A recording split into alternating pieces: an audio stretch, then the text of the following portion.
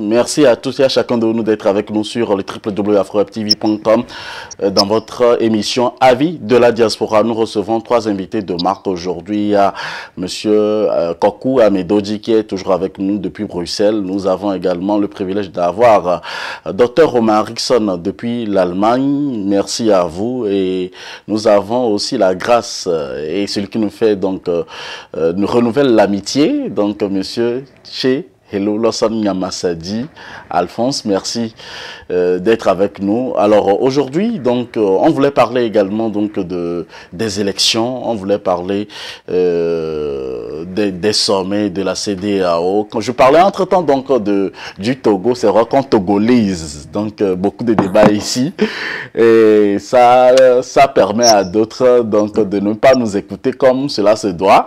Et je voudrais donc parler du Congo, du Rwanda et des autres pays également, du Bénin et de la main tendue. Quand on voit par exemple le cas du Bénin où il y a l'opposition qui a eu des opportunités pour rencontrer le chef de l'État, qui est une manière de diffuser la réconciliation nationale. Il y a eu la demande officielle donc de la libération des prisonniers. Et je vais commencer par le Bénin comme je viens de l'entamer.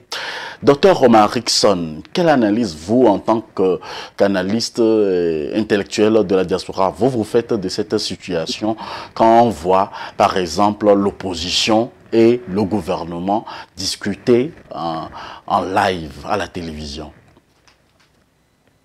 Oui, je pense que quand vous voyez le parti au pouvoir, avec son président à la tête, discuter avec les opposants, donc il y a une diversité d'opinions politiques qui est exprimée.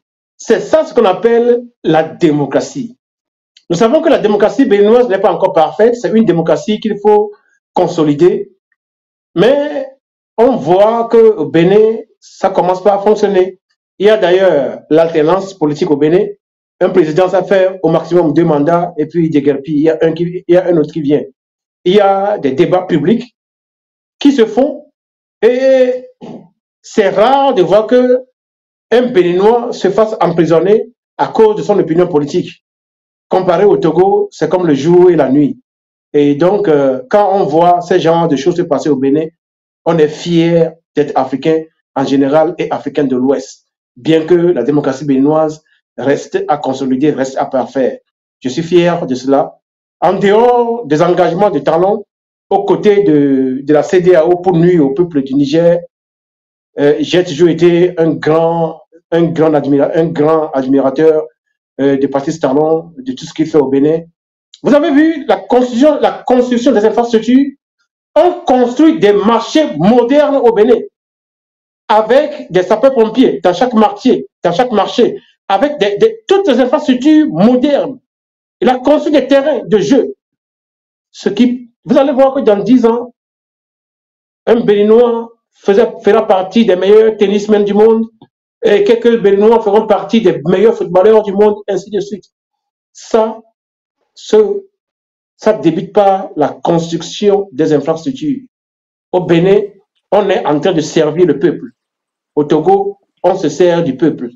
Et donc, la différence, elle est grande. C'est comme le jour et la nuit. Et donc, l'image de Patrice Talon en train de parler avec Yahi Boni et les autres, dans un débat ouvert et filmé, quelle fierté. Je suis fier, en regardant une telle chose, d'être citoyen de l'Afrique de l'Ouest, un citoyen qui est à côté de ce pays qu'on appelle le Bénin.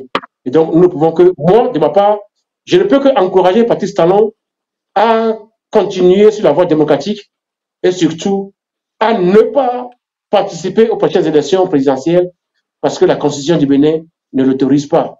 Mais puisqu'on est chef de l'État, on peut passer par l'armée pour faire ce genre de choses. Il faut que M. Patrice Talon pense à laisser un héritage politique positif derrière lui. Ce serait vraiment un exemple pour beaucoup d'autres en Afrique de l'Ouest. Je vous remercie. Je suis en train de changer l'allure donc du débat d'aujourd'hui pour vous poser des questions précises et changer donc le nombre de minutes que vous devez faire sur chacune de mes questions, puisque j'ai au moins toute une vingtaine de questions à mon actif aujourd'hui. Monsieur Amedodji, dites-moi, quel est votre avis sur cette question? par rapport à l'ouverture démocratique Exact. au Bénin. Oui. Ben, écoutez, moi, peut-être encore fidèle à moi-même, j'observe quand même que la démocratie qui était un des chevaux de bataille de Kérékou, en tout cas au lendemain de la conférence nationale souveraine, est en difficulté au Bénin. Je suis désolé, nous sommes pays voisins du Bénin. Le Bénin compte aujourd'hui, malheureusement, peut-être je le rappelle à Omar Nixon, des prisonniers politiques et des exilés politiques comme le Togo. Donc, je pense que euh, le Bénin ne peut pas être construit contre certains Béninois. Il faudrait que Patrice Talon, je suis d'accord, on a suivi tous le débat, et l'une des questions à laquelle Patrice Talon avait réagi avec peut-être un brin d'humour, voire même de condescendance, ce qui a choqué pas mal, c'était la libération de Rika Madougou. Je suis désolé, il s'agissait d'un opposant à Patrice Talon, et les preuves, euh, le procès qui a abouti à sa condamnation, tout le monde l'a dénoncé parce que le procès n'était pas juste et équitable. Et je pense que nous devrons continuer à garder un œil, ou en tout cas à exiger des dirigeants politiques africains une forme, pas forcément, c'est pas du laxisme ou bien c'est pas de la faiblesse, c'est d'ouverture. Il faudrait, vous savez que Patrice Talon compte beaucoup plus sur Macron que ses propres citoyens. Comment est-ce qu'on peut construire l'Afrique? On vient de parler du panafricanisme. C'est de ça qu'il s'agit. Moi, en tout cas, pour l'instant, je reste encore sur ma faim. Le Togo, nous déplorons la dictature, la botte ou le coup de le genou de la dictature sur notre cou. Parler à des Béninois, beaucoup de Béninois ne sont pas satisfaits de la façon dont leur pays, malheureusement, du virage que Patrice Talon a fait prendre par le Bénin de la dictature. Donc il faudrait, c'est aussi l'occasion, ok, de lancer un appel à Patrice Talon, dirigeant du Bénin, ok, qui arrive à la fin de son mandat, de lâcher un peu de l'Est pour faire en sorte que le tissu social, ou en tout cas la cohésion sociale à laquelle ses prédécesseurs avaient si bien travaillé, en l'occurrence Kérékou, ne soit pas rompu ni déchiré. Voilà ce que je peux dire. Donc, prudence, voire même exigence de nos dirigeants de travailler au bonheur de leur population tout en veillant à ce que la cohésion sociale et comment le dialogue politique ne soit pas rompu et que tous les concitoyens, les Béninois, travaillent au développement économique, politique et social de leur pays. Ce qui n'est pas Merci. le cas actuellement, malheureusement, avec Talon. Merci. En attendant que M. Amedodi ne rajuste sa caméra, M. Tchirelou Nyamasadi, dites-nous en clair, est-ce que la démocratie, puisque quand on parle de démocratie, l'un des pays démocratiques en Afrique de l'Ouest, l'une des références, c'est le Bénin. Et véritablement, on avait vu également l'ex-président Yahi Boni qui avait demandé la libération de certains prisonniers politiques. Quand Riki Amadougou, vous connaissez beaucoup plus des exemples, plus que moi. Alors dites-nous concrètement, quelle est votre appréciation par rapport à tout ce qui a été dit au cours de ce débat? Il me semble que la question béninoise est, amène quand même à une grille d'analyse et de lecture, dépendamment de l'angle sur lequel on le prend. Vous voyez, il y a quand même des fondamentaux. Le Bénin, depuis les années 90, avec le président Kérékou, a montré quand même la voie de la démocratie. Et on a eu de très grands présidents au Bénin qui ont réussi à mettre le Bénin sur le chemin de la démocratie et de l'alternance politique. De ce point de vue, il n'y a pas je dirais, de remarques, en tout cas, à faire sur la démocratie béninoise, si ce n'est que d'être admirative admiratif de ce qui s'est passé au Bénin en tant qu'alternance politique. Et quand le président Talon est venu au pouvoir, on a senti un certain, je dirais, crise et ou une certaine déviance qui est allée vers le légalisme, c'est-à-dire utiliser des lois, l'État utilise des lois pour empêcher un certain nombre de concurrents politiques, changer les règles du jeu. Bref, on a vu ça dans son premier mandat et on a vu également une certaine volonté de moderniser le Bénin sur le plan économique structurellement avec des investissements importants dans les domaines des infrastructures. Et c'est quelque chose qui est appréciable. Mais très vite, on était en observation de sa démarche politique quand on a vu que dans le cas justement de cette supranationalisation des États à travers le régionalisme des organisations, la caporalisation de la CEDEAO, on a vu un peu la démarche du président Talon qui était à la pointe de cette injonction donnée par le président Macron d'aller attaquer le Niger. Et ça a questionné sa cohérence politique, son ancrage dans le panafricanisme et surtout également les conséquences économiques qu'il n'avait pas prévues, puisque vous savez que le port du Bénin est un port qui dessert le Niger, le Tchad, et dont 90% des marchandises transitent par ce port et qui apportent 60 des ressources au budget du Bénin.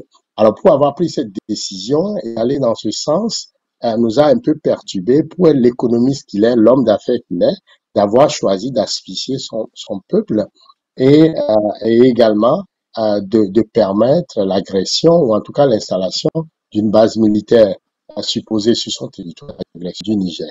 Et très rapidement, on a découvert que M. Talon s'inscrit dans cette logique de dirigeants vassalisés qui ne réfléchissent que par l'Occident. Son discours à l'Assemblée nationale française, où il a voulu d'une certaine façon minimiser, relativiser le passé de résistance du Bénin, le Bénin de Béhanzin, le Bénin des Amazones, pour parler de développement, pour parler d'investissement. Ça nous a quand même laissé sur notre fin, sur la profondeur idéologique de l'homme, sur sa capacité également de porter des combats en s'inscrivant dans une dynamique historique, parce que l'histoire éclaire le présent structure l'avenir. Alors, on a vu tout simplement un président qui était un peu encore, je dirais, le produit, n'est-ce pas, de ce leadership, ces leaders africains qui sont nourris à la nomenclature du FMI et de la Banque mondiale, qui vont aller s'endetter auprès de ces institutions pour endetter leur pays, créer quelques infrastructures, mais en réalité, la dette demeure. Depuis le temps de l'indépendance jusqu'au départ du président Kékou, on estimait la dette béninoise à plus de 6 000 milliards. Mais Talon, en moins de 10 ans, l'a multiplié par 2, ce qui est incroyable. Voyez-vous, on va me dire oui, cette dette-là permet des infrastructures, c'est des investissements en infrastructures, mais si ces infrastructures ne sont pas assez conséquents en termes de support à l'économie et qu'il y a de la plus-value, ça devient une dette et la dette met déjà en difficulté l'avenir des enfants béninois en termes d'éducation, de santé et de bien-être. Donc, on en est là et on voit aujourd'hui que M. Talon quelque part a voulu entrer donc son pays dans la modernité, mais le fait qu'il ne s'inscrit pas dans la géopolitique mondiale, c'est-à-dire ce basculement d'un monde unipolaire vers un monde multipolaire avec des possibilités, par exemple avec les BRICS, des divertissements de partenariats et surtout de sortir des chaînes néocoloniales du monde unipolaire, par exemple le franc CFA, le débat du franc CFA n'est pas posé, le débat des bases militaires n'est pas posé clairement au Bénin, plus va vers le renforcement de ces relations france-africaines qui n'ont pas donné après 60 ans. Alors ça nous amène quand même à douter sur la pertinence de l'homme et sur son impact qu'il va avoir sur le Bénin, en tout cas les prochaines années. Sur le plan Encore 30 secondes. politique, Yeah. sur le plan politique, surtout le cas des prisonniers, bon, c'est un sujet sur lequel je suis perplexe, franchement. Bien que je défends la libération des prisonniers politiques togolais, le rôle que Ricky a joué au Togo quand les Togolais se sont soulevés pour se libérer d'une dictature soixantenaire, eh ben, Ricky a été conseillère de Faure Gnassingbé et a participé au niveau de la communication, à écraser, n'est-ce pas, le soulèvement des Togolais. Et aujourd'hui, la conséquence, nous avons une centaine de prisonniers politiques dans les géants de Faure Gnassingbé. Alors, si Faure Gnassingbé, avec l'argent qu'il a accumulé, d'abord son papa a plus de 4 000 milliards, lui, il a multiplié par 4 de 20 000 milliards.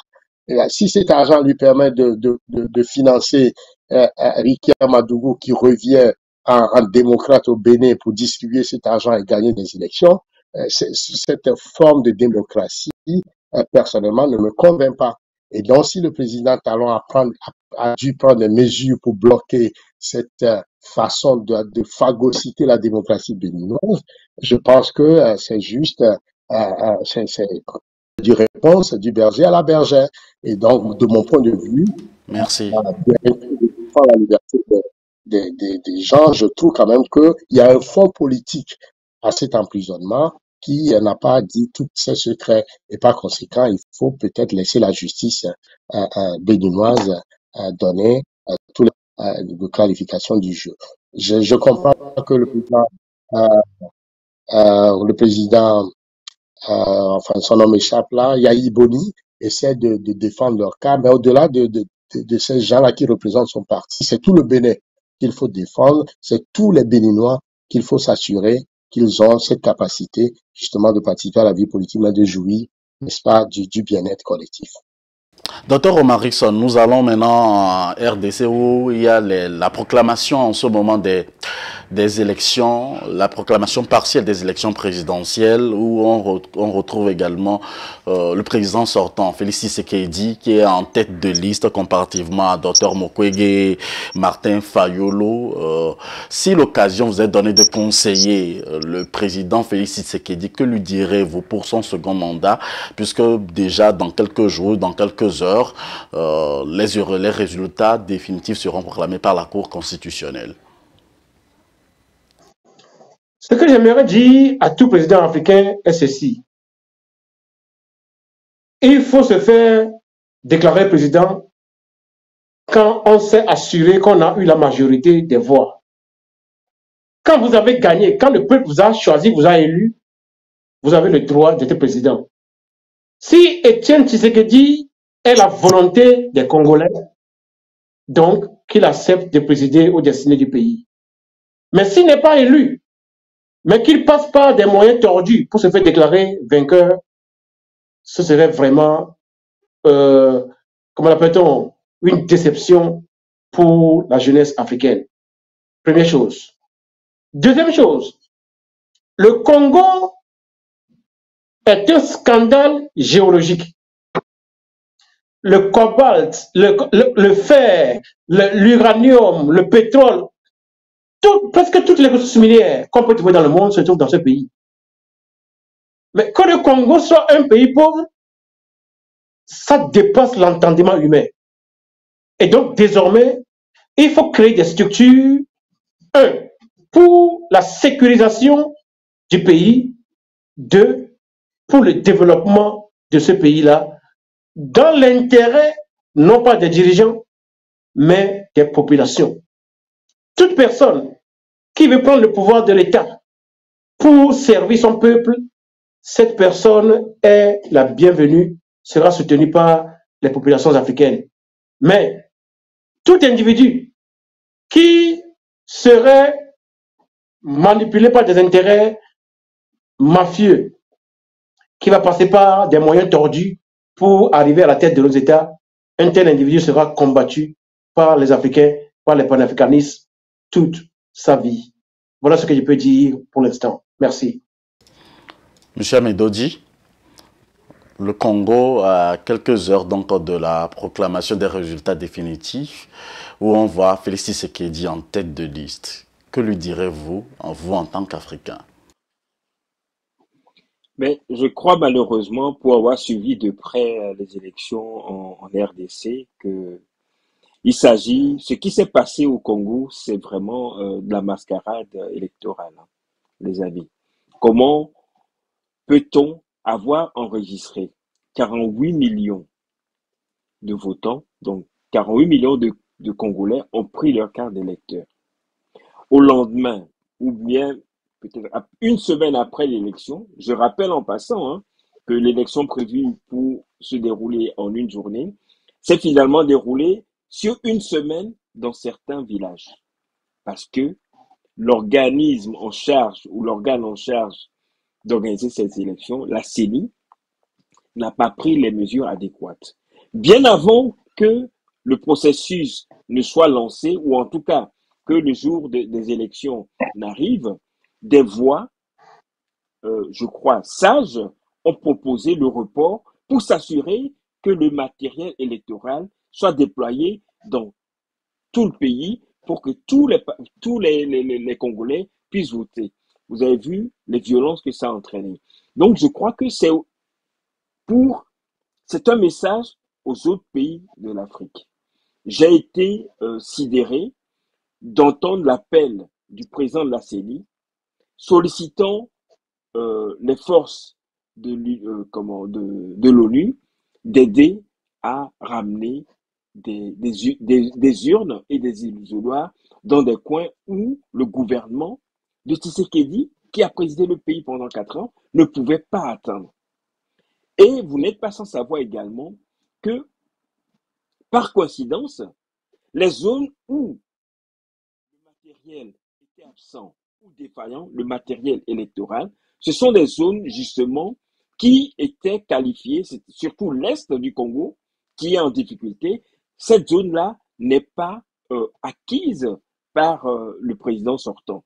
Donc, vous comprenez que les gens, en tout cas les challengers, soient réticents et pas plus tard qu'hier, une manifestation prévue par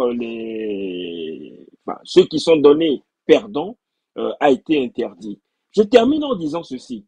Comment pouvez-vous raisonnablement, après avoir décompté 1 million de bulletins sur les 48 millions attendus, déjà commencer à donner gagnant le président Tshisekedi? C'est ce qui s'est passé depuis hier, s'il vous plaît, les amis.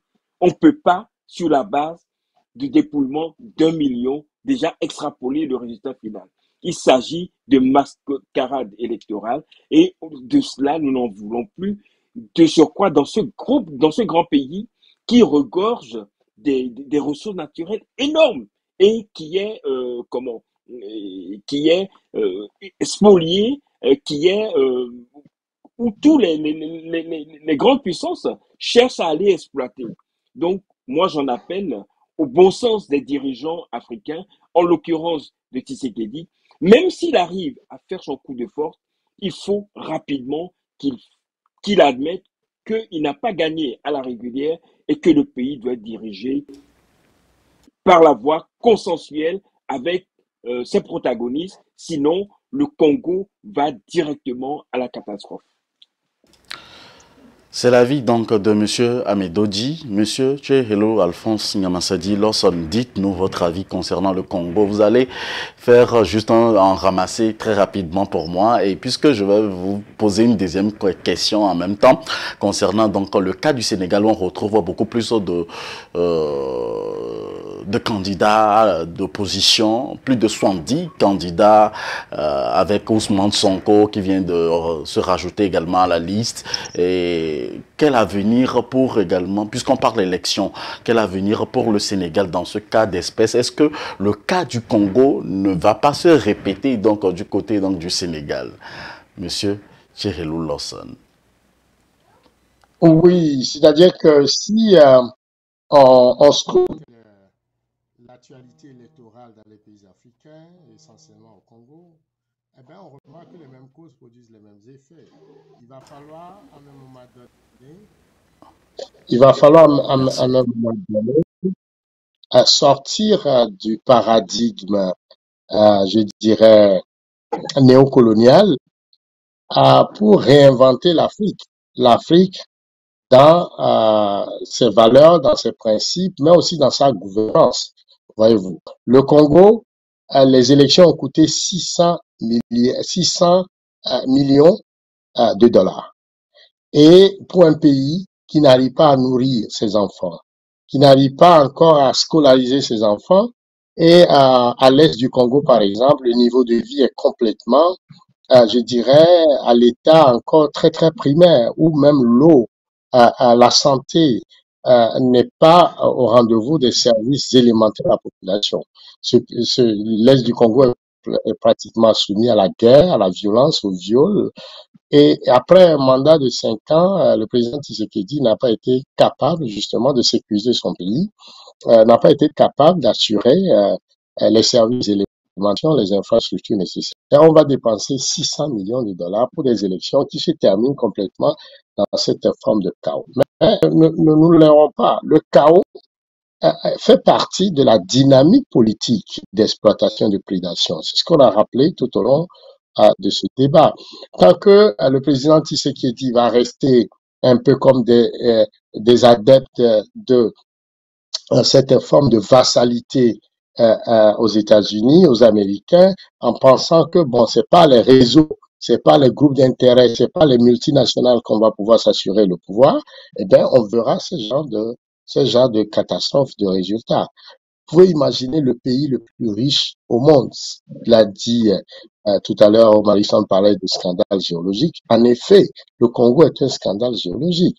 Le barrage, par exemple, d'Inka peut nourrir toute l'Afrique en eau potable et développer une agriculture où tous les Africains mangeront à leur faim.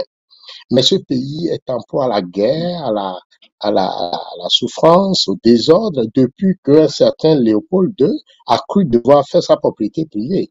Et ça, c'est un long moment de génocide pour les Congolais.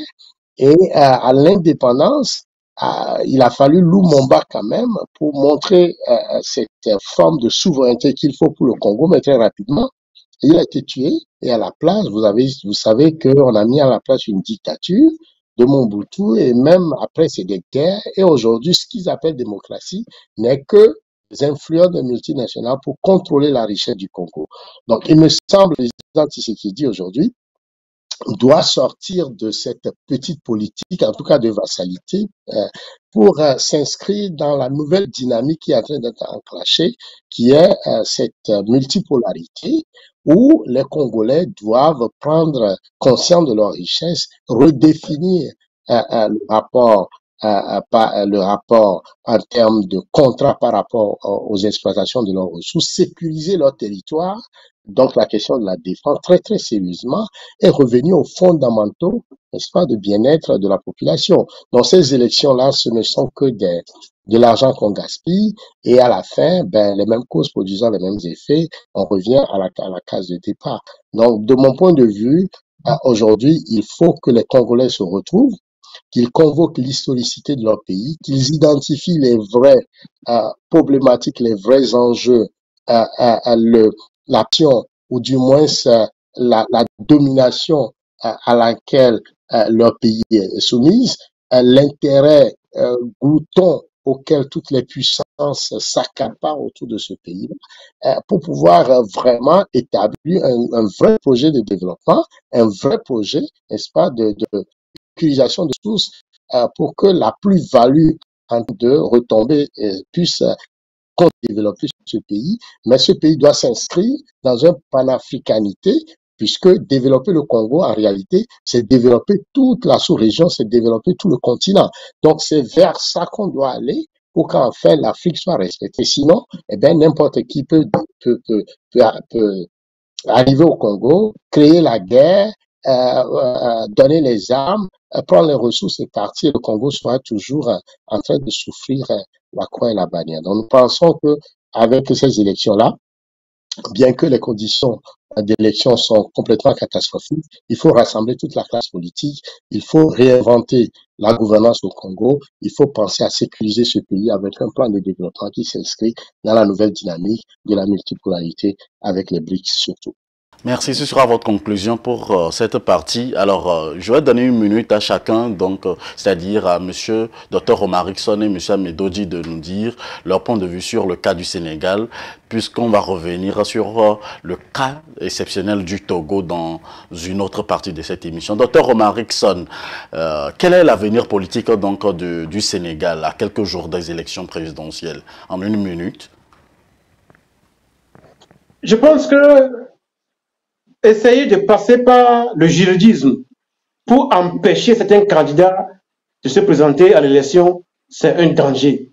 À un moment, le Sénégal était sur le point d'être l'exemple de démocratie sur le continent africain, mais quand on a vu ce que Macky Sall est en train de faire dans ce pays depuis quelques années, ça fait pitié. Mais ce qui est sûr est que le peuple sénégalais a les yeux ouverts. L'armée sénégalaise aussi est éveillée. Et je pense que si Macky Sall essaie de passer par des chemins tordus pour imposer un candidat ou bien l'autre, il ne va pas y arriver. Parce que le peuple et l'armée vont s'y opposer. Parce que là, les gens sont réveillés. Voilà ce que je peux dire sur le Sénégal pour l'instant. Merci. Merci. Monsieur Amedodji, et vous, qu'en dites-vous par rapport au cas du Sénégal comme conclusion? Je crois que même si Ousmane Sonko a pu, ou en tout cas ses amis ont pu déposer dans le délai imparti par la loi sa candidature, les jours difficiles attendent ce pays-là. Vous savez, j'ai compris que tous les documents administratifs n'ont pas pu être remis à son coup en raison de sa condamnation et de son maintien en prison. Donc, cela risque, pour l'instant, ce sont les candidatures ont été introduites. Mais la Cour constitutionnelle sénégalaise doit encore se prononcer sur ces candidatures-là, je crois, autour du 20 janvier. Donc, les surprises, nous ne sommes pas à l'abri des surprises. Et deuxième chose, le combat juridique que mène Sonko n'est pas gagné. On ne peut pas, depuis le fond de sa prison, battre campagne. Donc, ce pays-là, je crois, doit rester dans nos pensées. Et il faudrait que, c'est un appel que je lance d'ailleurs à ceux qui travaillent pour le bien-être de ce continent-là, si le Sénégal, qui, avant Macky Sall, était ou paraissait un modèle de démocratie, est par terre aujourd'hui, il faut reconnaître la main de la France. La France de Macron. La France de Macron. Macky Sall qui voulait faire un troisième mandat à l'encontre, en violation de la Constitution, c'était encore un coup de Macron. Et je soutiens la vision, ou en tout cas l'opinion d'Alphonse, qui disait que tout ce qu'on nous oblige à faire en Afrique, en allant aux élections, à des élections qui provoquent des déchirures, qui provoquent des violences, qui provoquent des morts, tout cela est encore un plan du néocolonialisme qui aimerait voir l'Afrique se déchirer parce que c'est dans la division, c'est dans le déchirement de l'Afrique que eux tirent leur profit. Donc, je lance un appel aux Africains, aux panafricanistes, de faire attention et de veiller à ce que nous ne puissions pas jouer au jeu de ceux-là qui détestent l'Afrique et qui veulent voir l'Afrique à feu et à sang. Merci à vous d'être avec nous pour cette émission. Merci. Permettez-moi, chers amis téléspectateurs et amis internautes, de faire une pause avant de parler donc du Togo. On revient juste après cette, ce petit jingle et on revient après avoir parlé de ça recevoir d'autres téléspectateurs.